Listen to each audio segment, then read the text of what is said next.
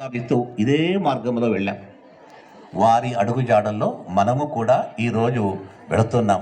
ఈరోజు విశేషం ఏమంటే కార్తీక శుక్ల దశమి రోజు పురంధరదాసుల తర్వాత వచ్చిన ఈ జగత్తులో సాహిత్యాన్ని అందించి వెంకటేశ్వర స్వామి యొక్క అద్భుత తత్వాన్ని లోకానికి తెలిపినటువంటి గొప్ప మహాయోగీశ్వరులు విజయదాసుల వారి ఆరాధన నిమిత్తంగా ఈరోజు మేము మెట్లోత్సవ కార్యక్రమాన్ని ఇక్కడ మేము ఆలోచించేసి ఈరోజు చేయాలని చెప్పేసి నిశ్చయించుకొని చేస్తున్నాం.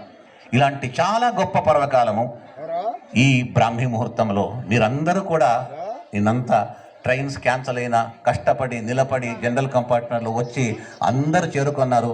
మీరు శ్రమ అయినా కూడా ఈరోజు ఇక్కడ వచ్చి సకాలంలో మీరందరూ చేరుకున్నారు కదా, మీ పుణ్యమే అది. ఎందుకన్నట్టయితే అందరితో సేవ తీసుకోడు స్వామి, ఎవరితో తీసుకోవాలని తాను సంకల్పిస్తే వాళ్ళతో మాత్రమే.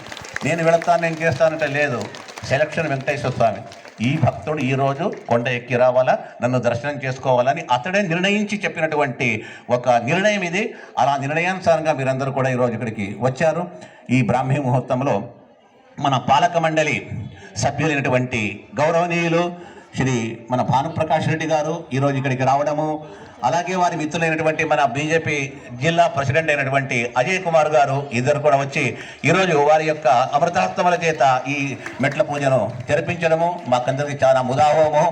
ఇలాంటి వచ్చినటువంటి అతిథులైనటువంటి వారి యొక్క చక్కటి సందేశాన్ని మనం ఈరోజు ఇక్కడ వింటాం. ఏడుకొండలవాడ వెంకట్రమణ గోవింద గోవింద, ఏడుకొండలవాడ వెంకట్రమణ గోవింద గోవింద. స్వామివారి సుప్రభాత సేవ అయింది, ఇప్పుడు అర్చనలో ఉన్నారు. మీ పిలుపు వారికి వినపడాలి. ఏడుకొండలవాడ వెంకట్రమణ గోవింద గోవింద గోవింద. శ్రీవారి భక్తులందరికీ నమస్కారాలు. చాలా సంతోషం.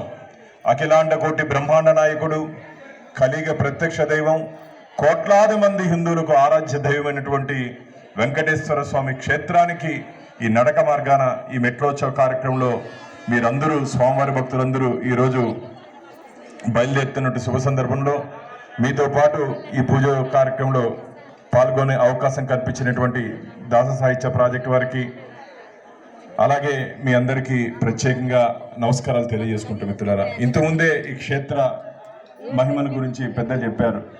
అంతేకాకుండా ఈ మొత్తం 7 కొండలు శాలిగ్రామ స్వరూపం. ప్రతి రాయి, రప్ప, పుట్ట, చెట్టు హరినామ సంకీర్తన చేస్తుంటుంది. మనకు కంటికి కనపడు. మనం ఇప్పుడు నిల్చున్న ఈ ప్రదేశం అంతా స్వామివారి గురించి ప్రార్థన చేస్తున్నట్టు ప్రాంతం. అందుకనే ఈ ప్రాంతంలో చెప్పులు వేసుకొని నడవకూడదు అంటారు. కాబట్టి పవిత్రమైనటువంటి మార్గంలో మీరు ఈరోజు ఈ మహోన్నత కార్యక్రమంలో పాల్గొన్నందుకు స్వామివారి ఆశీర్వాదం మీకు, మీ కుటుంబం మీద ఉండాలని చెప్పి ప్రత్యేకంగా ప్రార్థిస్తున్నాం మిత్రులారా. అంతేకాకుండా మీరు అనుకోవచ్చు, స్వామివారికి ఇంత కష్టపడిపోతే అక్కడికి వెళ్ళిన తర్వాత జయ విజయల దగ్గర నుంచే మాకు దర్శనం ఉంటుంది, మిగతా వాళ్ళకి దగ్గర నుంచి ఉంటుందని. కానీ స్వామివారు ఇప్పుడు ఎవరెవరు నా కోసం కష్టపడి వచ్చారో వారినే చూస్తారో తప్ప మీరు అనుకున్నట్టు దగ్గర నుంచి పోయి వారిని ప్రోటోకాల్లో దర్శనం చేసుకున్న వారికి ఆశీర్వాదం తక్కువ ఉంటుందని చెప్పి నేను భావిస్తున్నా మిత్రులారా. ఎందుకంటే నిజమైన భక్తులు మీరు, నిజమైన భక్తులు మీరు. ఎంతో కష్టపడి గంటల తరబడి ట్రైన్లో, బస్సుల్లో వచ్చి ఈ మెట్టు మార్గం కూడా దివ్యక్షేత్రానికి మీరు వెళ్తున్నారు. ఖచ్చితంగా మీకు, మీ కుటుంబానికి ధైర్యాన్ని, బలాన్ని, లక్ష్మీ కటాక్షాన్ని ఇవ్వాలని చెప్పి మనస్ఫూర్తిగా కోరుకుంటూ సెలవు తీసుకుంటున్నాను. గోవింద నారాయణ. హరే శ్రీనివాస.